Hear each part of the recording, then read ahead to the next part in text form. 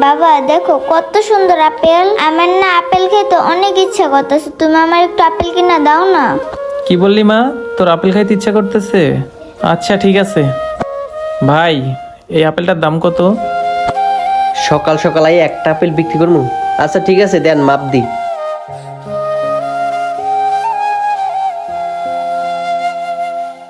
আচ্ছা ভাই, এই আপেলের দাম 30 টাকা হয়েছে। ভাই 30 টাকা? ভাই আমার কাছে আছেই তো মাত্র 10 টাকা। অহন মেজাজটা কেমন লাগে? 30 টাকা দাম আসছে, 10 টাকা নিয়ে সারতেছে। ভাই আমার কাছে আছেই 10 টাকা। ভাই 10 টাকা দিয়ে আপেলটা দেওয়া যায় না?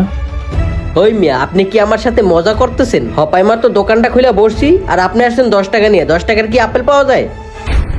সকাল সকাল মেজাজটাই গরম করে দিল। ওই মিয়া, আপনি কি আমার সাথে ফাইজলামি করতেছেন? ভাই দেন না 10 টাকার আপেল, আমার মামারা মেয়েটার একটা আপেল খাইতে খুব ইচ্ছা করতেছে। বুঝছি, তোরে এমনি করলে কাজ হইব না। দাঁড়া, আমি আসতেছি।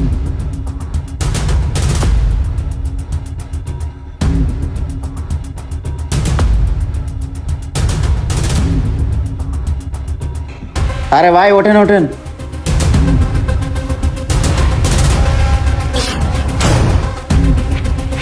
কি ব্যাপার ভাই, আপনি এই লোকটাকে ধাক্কা মারলেন কেন?